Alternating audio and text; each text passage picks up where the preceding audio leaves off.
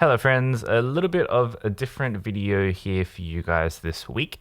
This week we're going to be giving you a little bit of feedback on your images. So feedback is something that I get requests from you guys all the time to give, and unfortunately, I can't give feedback to every single last one of you because it's just not scalable, unfortunately. And so, because of all of the requests that I've been getting, I thought it'd be a cool idea to turn that into a video idea. And so over on Twitter, I asked if you guys had any images you wanted to share on video and get feedback on from me. And I got a lot of images back. So we're going to go through a lot of images today, and hopefully, you guys find this useful. If you do, hit that like button down below so that I can know whether or not this is something that you guys want to see, because I'm thinking of, well, if this video does well, then, I'll turn it into a series, then we can do different themes and have all these kind of fun challenges and fun categories to go down. And, yeah, so let me know if you guys like this kind of video. Now, also follow me on Twitter, because that's where I'm going to be doing these critiques and these feedback sessions from, just because the format's a lot easier and you can just put your images in a comment and all that kind of stuff, and it's easier just to give feedback in that way. And so, follow me on Twitter as well. All right, let's get into it because we have a lot to go through. I'll go through a couple, but then I'm going to try and go through a lot of these at like random, just so it's kind of fair. I've got hundreds and hundreds of images to get through, and so yeah, let's just see how we go. Okay, I'm just going to start with first collection from Vishal, who is one of my mods on my Discord server. He does street photography as far as I know, and he submitted 4 images in a kind of series. And for these ones, just to save time, if there's 4 of them, I'm just going to pick one of them to give feedback on, because treating them as a set requires a lot of time, and then going through each one also requires a lot of time as well. But for this one, I think for me the most visually interesting one is actually probably this one. Okay, so this image is great. There's a lot of things going on in this image.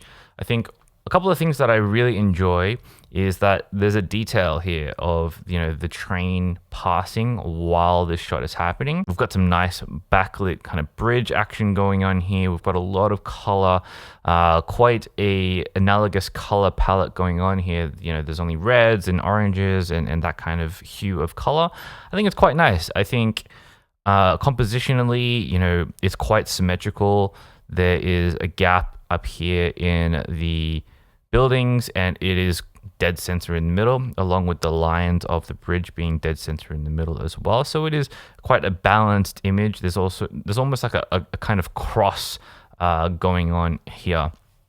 One thing that I will say in terms of a critique of something that can quite easily be missed is that this person down here, my eyes are like really drawn to that person because this general area here is bright.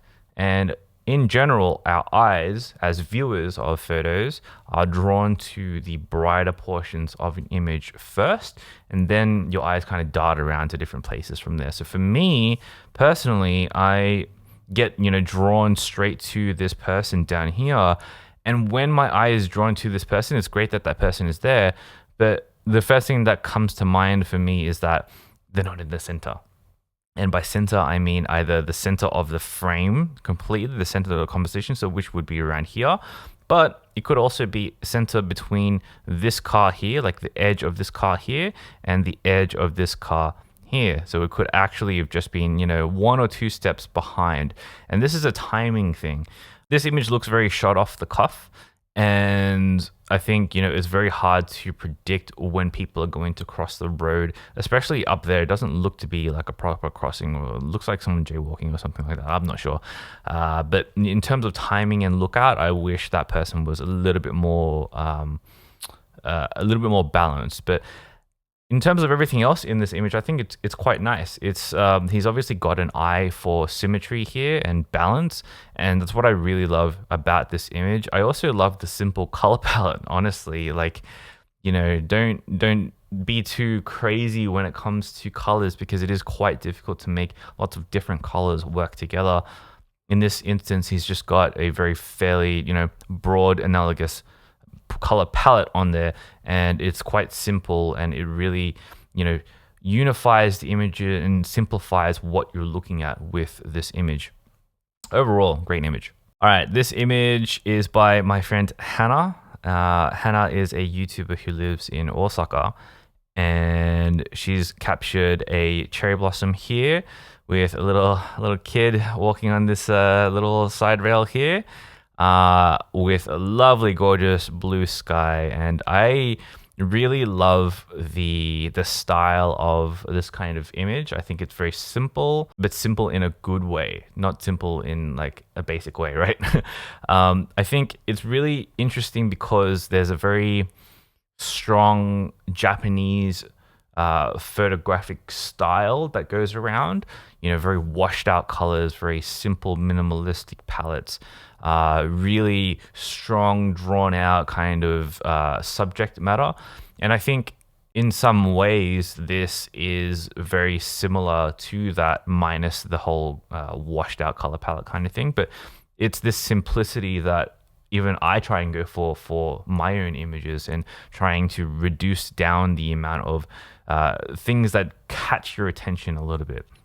So for me, I love what she's done here. She's deliberately placed the cherry blossom tree in the middle of the composition.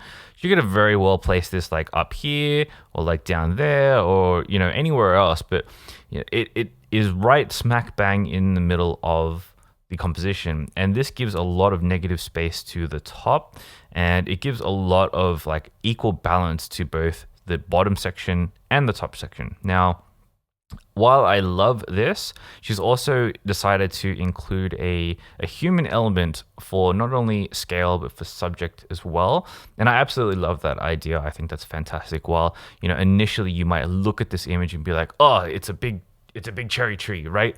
But then you explore the image a little bit deeper and you find this little kid playing down here, and I think that's fantastic. Especially, like, I have a soft spot for shooting like children just in general, like children playing, and the essence of fun and joy and that kind of feeling. So, you know, I love these kinds of scenes in particular.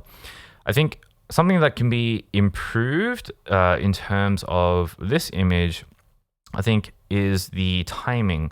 So with this, I feel like whenever you're shooting your subjects, try to isolate them as much as possible so that they stand out as much as possible as well. And what I mean by that in this context is that the bottoms of this tree are kind of intersecting with the child's head, and this has the effect of making you lose the shape of the head a little bit, so that when you're you know, say if you're squinting at it, like you can't really notice or pick out the details, but if you squint at it, it blends into the tree.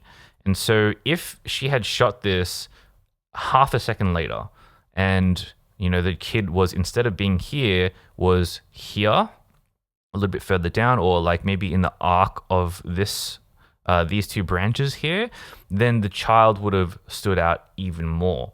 And I think that would have been a little bit more of a stronger composition, because the kid as it is isn't on a place of power, right? Isn't on a layout of power. It's you know, the kid's not on the lower third, not on the left third or anything like that. And so moving it further across will still make it so that the child is not in a position of power, and it's a subject that you need to discover in the image, but it'll also clear up a little bit the subject and make this image a little bit more easy to understand. Aside from that, I feel that the rest of the museum here is just a touch too bright, just because, you know, again, when you are focusing on an image, the bright portions of the image catch your attention first, usually. And just by darkening down just a smidge, just a little bit, and keeping the highlights high on this side of the image will further increase the chance of discovery for the child down the bottom, and turn that just a little bit, make it a little bit more interesting and a little bit more discoverable in that way. But otherwise, it is a fantastic image, and an image that, I would have easily taken myself in terms of subject matter as well. So, well done. All right, next one is from another one of my friends, Ben Ichiban. And yeah, I don't know why I'm giving you feedback on this, because this is one of my favorite images of yours that I've ever seen from you. So, this image here he took from our trip to Hokkaido. So me, him, and my friend Dan all went up to the snow, and Dan and Ben went out one night and did some street photography out in one of the cities. And I wasn't there for a reason or another. I think I was tired or something like that, and I didn't end up going out. But they ended up shooting this this group here, this family here. And again, for me, I love capturing the essence of joy, and I love capturing the essence of play and children and all that kind of stuff. I some of my favorite images are the ones that I've taken with the expressions of just joy, right? With this image, I love that it's center but lower third focus. This is something that I do a lot in my compositions as well. We have a central image composition wise, and then we have the base subject on the bottom third. We've also got a lot of ambience with the snow falling down and the road, and I generally love the very kind of muted color palette that he's decided to go for here. While the bags themselves are a little bit saturated, they're dark in luminosity, so they don't steal the attention. Also, in terms of exposure, you've got the really bright street light here and the really bright foreground here, which really pops out the almost silhouette-like subject in the middle here. I think this is really great. There's not a lot I can critique on this image. If anything, I would maybe love to explore the idea of what this would have looked like if he had, crouched down and then shot this straight on, rather than shooting it down, or rather than just shooting it from his height and then looking possibly a little bit down or flat, right? What would this image look like if he shot it where, he squatted down a little bit and was shooting it flat on to the same height as the kid's head, for example? Height has a lot to do with how the overall message of subject gets delivered. For example, angling down on a subject, makes the subject look smaller and gives a sense of, someone looking down on you. Whereas looking up might give the subject a sense of, grandiosity.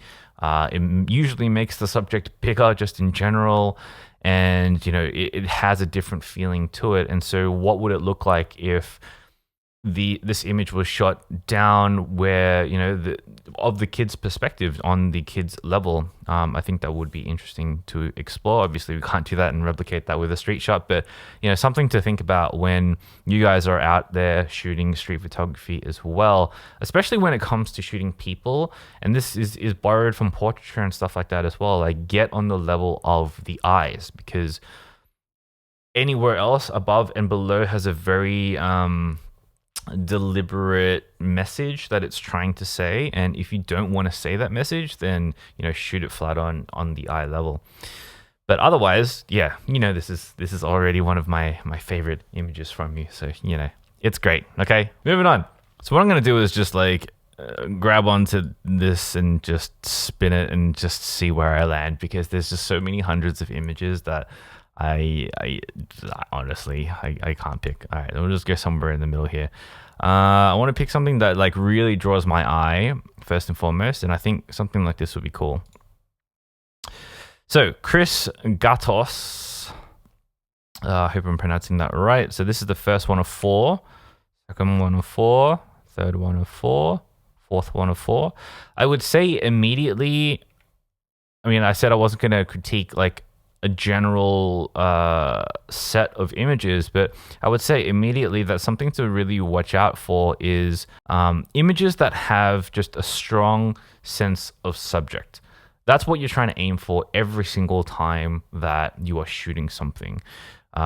What, like in layman's terms, what you're trying to do when you're taking photos is trying to make it so that the photo is easy to understand, right? Like if your subject is very pronounced, then it's far easier for someone viewing the image to understand what is going on. And so when it comes to this series of images, the one that stands out to me the most is actually this one, because the subjects and the form and the shape is very recognizable and very easy to look at and easily identifiable. I was even able to pick this image out of this little set of four and immediately disregard everything else, because I feel that for me this image is not that strong in terms of subject matter.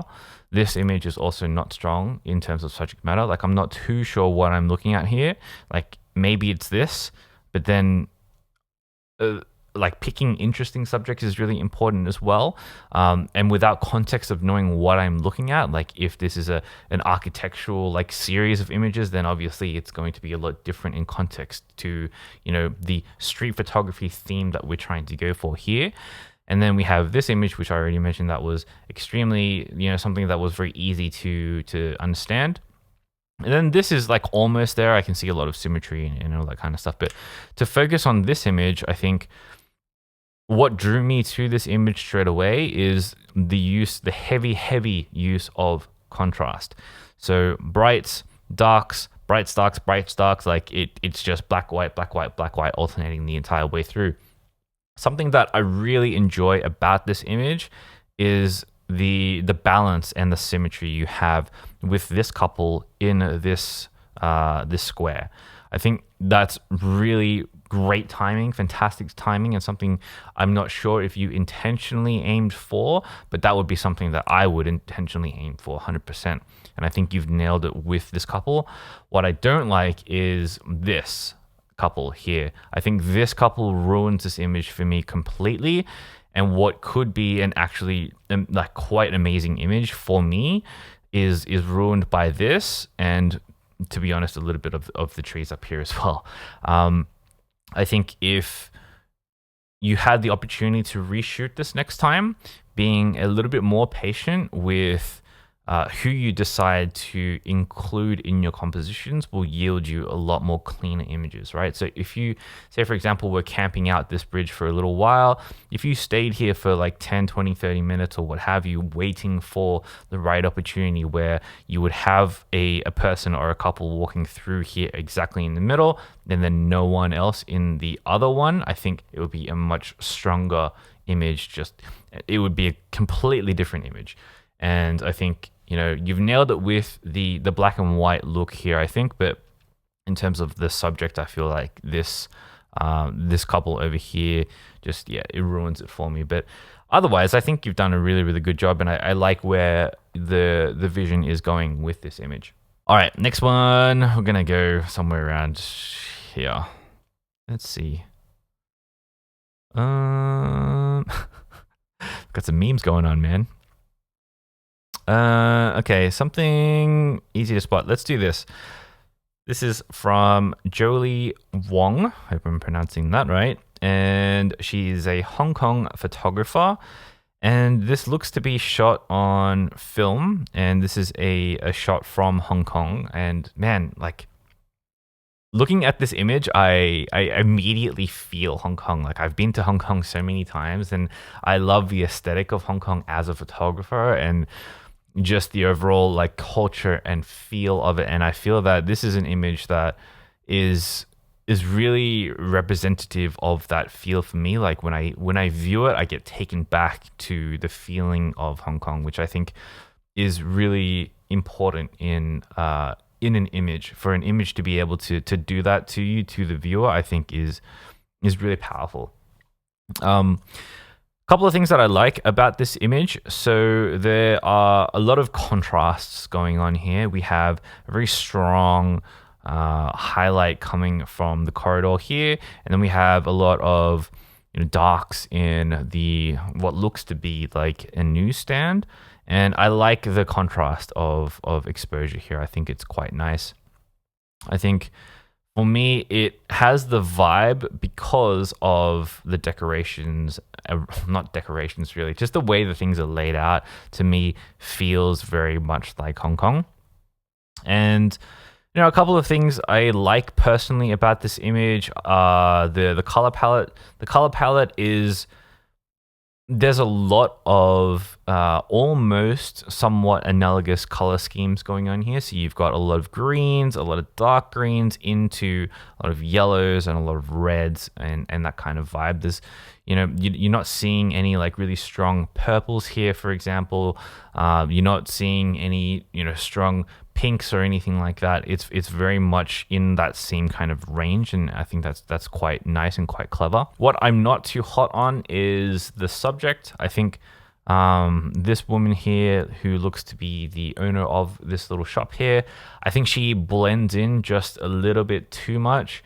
And from a photography perspective, in order to fix that, again, it's being patient with the composition. I know that these sort of things happen in fractions of a moment, and you take the photo and you walk away and you'll never see this exact same scene in this exact same way ever again, especially with stuff like the bus going past at the very same time that she took this shot, right?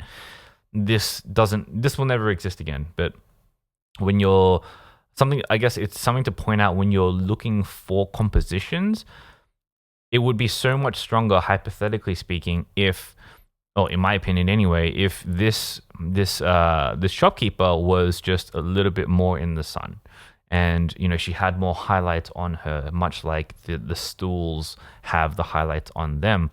Especially when it comes to, I'm not too sure what film she shot this on, but you can see a lot of halation in the highlights here. You can see a lot of lost detail in the highlights here. It's quite blown out, and for me, again, my eyes are attracted to that highlight, and my eyes are attracted to these stools first and foremost. From there, then there's a little bit of a discovery piece, around what's illuminated here, and then you kind of see, oh, there's a person there.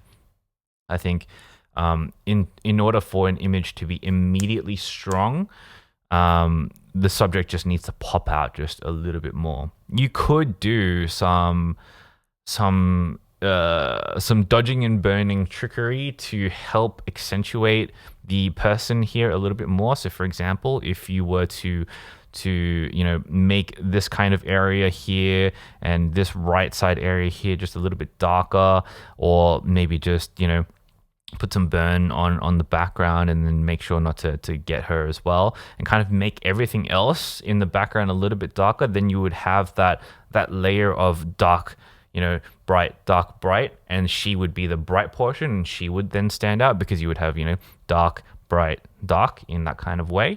That's something you could do in post, but ideally you want to get these kind of things right in camera. But I understand that street photography is street photography, and sometimes you get lucky with that kind of stuff and sometimes you don't. But otherwise, I think this is a lovely kind of scene that really speaks to where this person is from, and I think she's done a great job here. Alrighty, let's go back up here somewhere. What else speaks to me? Let's see. All right. Oh, okay. Here we go. So this person, Chloe, I'm butchering that. I'm sorry. I'm so sorry. Okay, so we have two images here. This like old couple here and this old couple in the gallery, or in a gallery or museum.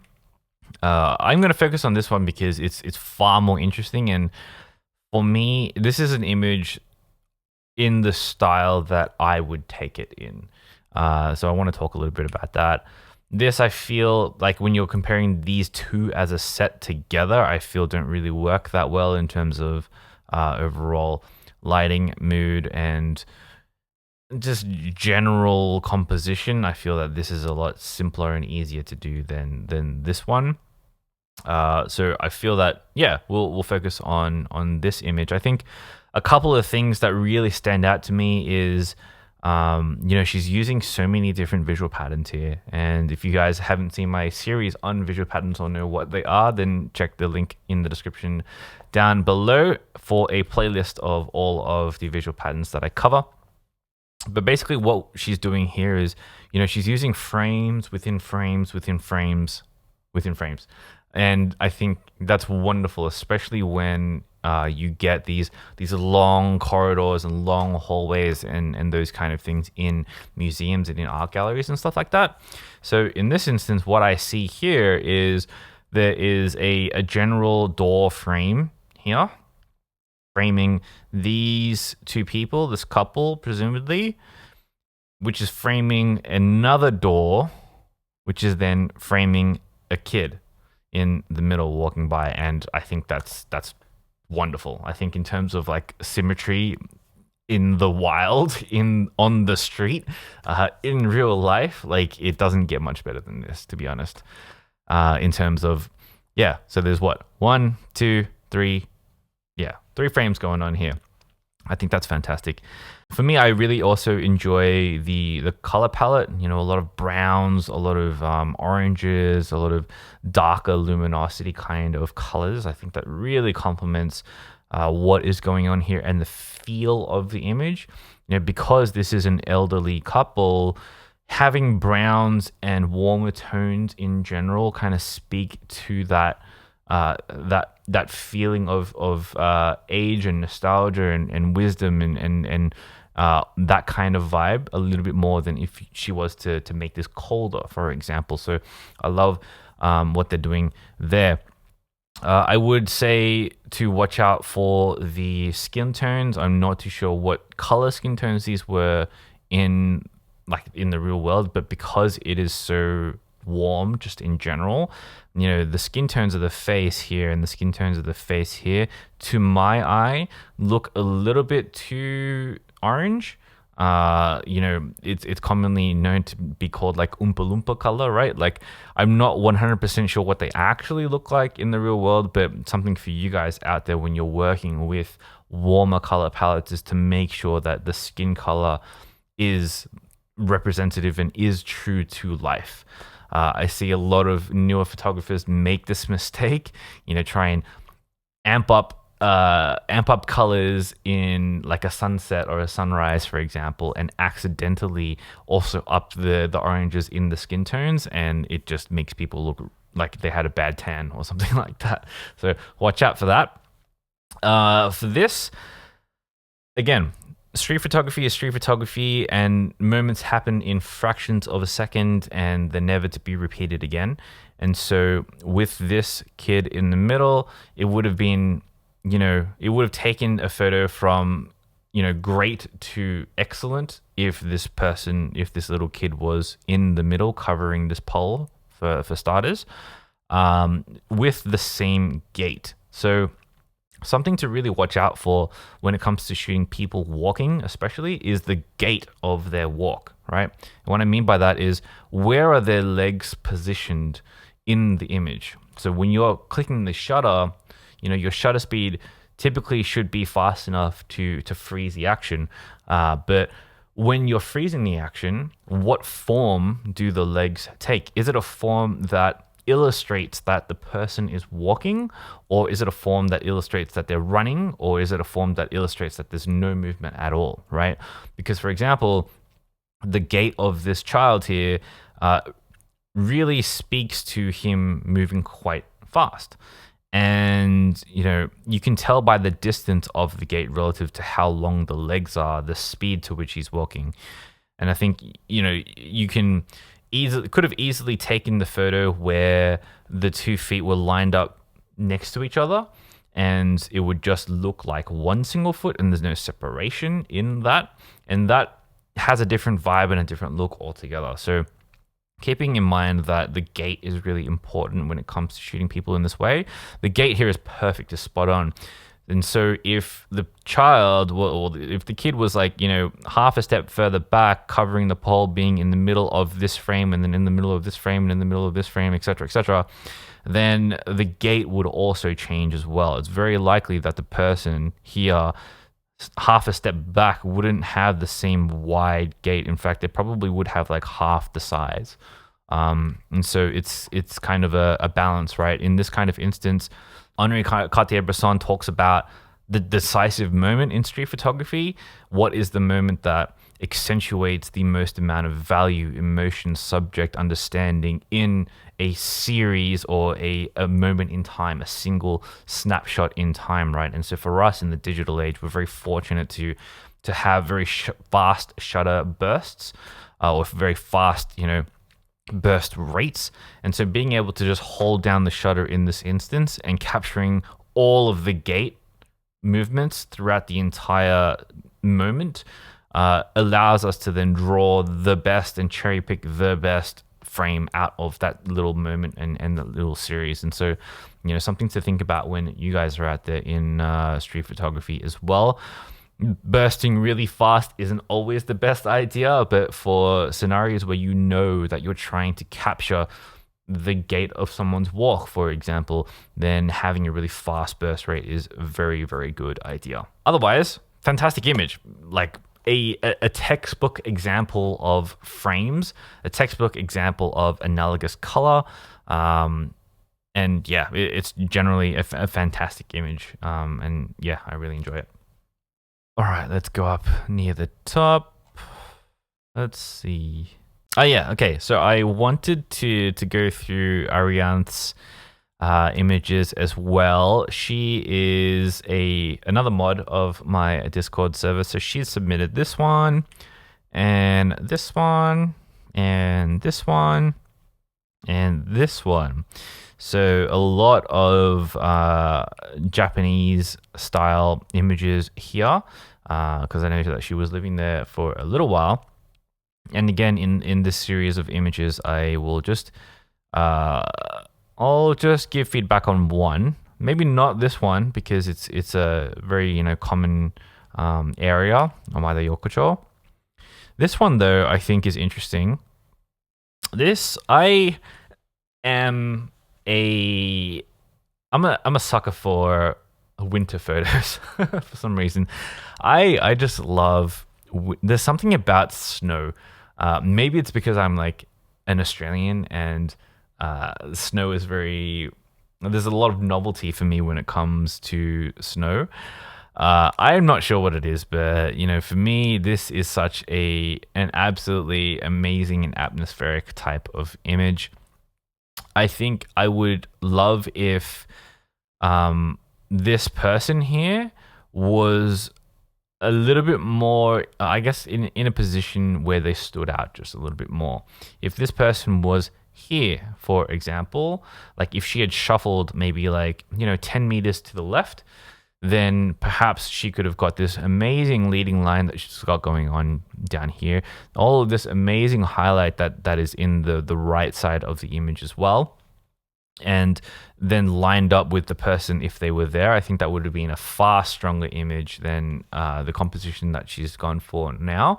And it's just stuff like that to look out for, right? Like, this is a nice image, but it could have been better if it was just shifted just ever so slightly, right? If she just walked, 5-10 meters to the left, then it would have been, in my opinion, a much stronger image to have in terms of composition and also subject separation. So whenever you're out in the world doing street photography, always think about subject separation. Like, how can you not only define your subject, but make them stand out from the background so that they're immediately identifiable? Because if they're not, then it leaves the viewer with a sense of like, okay, what is this image about? And, how long do I have to spend in order to understand what's going on here? And especially in the age where we have billions of images, right? It's very difficult for our images to stand out.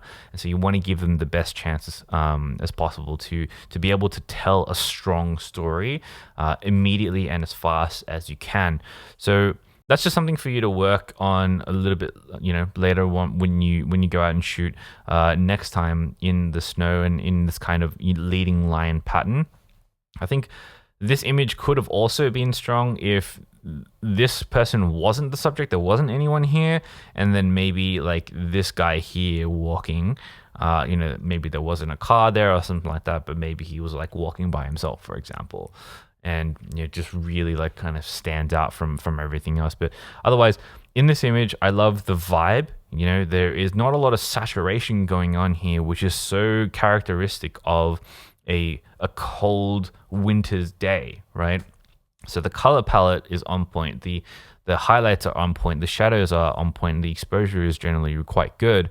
But yeah, it's just the isolation of the subject here again that I think is a recurring theme in most people's street photography. I find, like, not just this image or the previous images that I've talked about, just in general. Like, I just mean that subject separation is just such a strong concept that as a street photographer you need to really have a strong handle on and a really good grasp on to be an effective visual communicator. A strong subject separation and strong narrative in an image is so important, and you can always tell which photographers have that toolkit of visual language to be able to express that properly. Sure, there are people who abuse it by using stuff like silhouettes and shadows and easy cheat codes like that, and that's fine as a general image. But when you see someone abuse that over and over and over and over again, that is like a one trick kind of pony kind of photographer. And you want to look for, like, this is a great tip for, like, if you're looking for inspiration, look for street photographers who have and use different styles and different visual patterns in order to tell their stories, who are not always relying on the same tropes over and over again, because those are the people who are more well versed in visual storytelling than just the typical person who uses silhouettes all the time and umbrellas and stuff like that. Not saying that this is bad or anything like that in that vein. I'm just saying in general, subject separation and visual patterns is super important. But yeah, I like everything else about it, so it's nice. All right, last one here. We're gonna go down the bottom somewhere. Let's go here. So this is kind of what I was talking about. Zakimaru 4. So this person has submitted this image, this image, this image, and this image. I think as a whole, these first two images, so this one and this one, have much stronger subject isolation than this one and this one. Sure, this one has frames and there's only one subject in there, but for me, it doesn't visually, it's not as visually interesting, and it doesn't stand out as much. This one, kind of the same deal, plus the fact that this guy is not in the middle of this person, and this person kind of throws me off as well. But this image and this image is quite strong in terms of subject isolation. I would say that if we're critiquing this image, for example, you go on Instagram and you've seen this style of image over and over and over again. I've seen this style of image with salarymen and people skateboarding and bicycle riders, and in this instance it's a school kid, and it's a visual pattern that works really well because, as I mentioned previously, silhouettes and hard contrast works really well in terms of isolating a subject, so you immediately understand what's going on in an image. And in this instance, yeah, he's done or she, I'm not too sure if it's a he or she, has done exactly that. There is a very strong highlight here, and that is highlighting the school kid here. I love the gait of the kid. I think that's really strong in terms of showing where she's walking. And as an iteration of these type of under the bridge shots that I've seen so often, this is not too bad. I think for me, and this is being, you know, absolutely just ruthless with the with harking on about the idea of subject, is that this person immediately kills it for me. This leg here immediately kills it for me. And I think if you're going to do an image like this, it has to be perfect, because there's been a lot of them done before this. And that's the thing with, I guess, copying other people's work. This person may or may not have seen a version of this in the past, but if you are absorbing yourself with a lot of images just in general, you do see repeats all the time of people who are copying each other, people who are copying similar styles and similar compositions and similar visual patterns and all these kind of things. And there's nothing wrong with that, right? Having your own version of those shots is fantastic, and you put your own spin on it, and you know, no 2 days are exactly the same, so it's always going to be different. So you know, it's great, don't get me wrong, but if it is something that has been done before, you've got to do it really well. And for me, having a person here is really distracting from, you know, the person, the school kid here. This could have been just as easily as, I guess this could have been presented stronger if it was cropped more. So if it was cropped just, you know, around here, and the people were cropped out, and that would make the overall, you know, slice of light a lot stronger and a lot more prevalent in the image. And it would also reduce the amount of distractions that are in the image as well. So that's how I would have handled this one, or I would have waited for a different person to walk through the scene and you know, had a little bit more of a clearing or something like that as well. But I understand that having a school kid with a yellow backpack and you know, a little brimmed hat is like super cute, and it doesn't happen very often, and it's not a moment that's going to ever be repeated. So you know, you take the shot, right? So and I get it, but those are just a couple of things and methods that I would use. I think also when I'm looking at this in terms of post-processing, I would go harder out on this, and I would have actually shot this deliberately, you know, 3, 4, 5 stops underexposed in camera, because everything else is just unnecessary, and everything else is just distraction. You know, when you're out shooting hard light specifically, give yourself permission to go all the way. Like if you're gonna do hard light, then do it properly, and go, you know, 2, 3, 4, 5 stops underexposed, so that you can get it right in camera, and then, you know, really start to accentuate your subjects in that way. It's a really strong and really easy way, in terms of a visual pattern, to be able to tell that story. So yeah. All right, that's it. Thank you all so much. I hope you found that somewhat educational or interesting, or, you know, got some sort of value from it. This was really fun. I am tossing up whether or not to make this into a series. Maybe it's street photography again, or maybe it's a different theme like landscape photography or portraiture or something like that later on, and maybe we make this into a series. Anyway, let me know down in the comments below if you enjoyed it and you want me to turn that into a series for you guys. But otherwise, that's the video. I would love to hear what you think, but until the next one, get out there and make something that matters. All right, peace.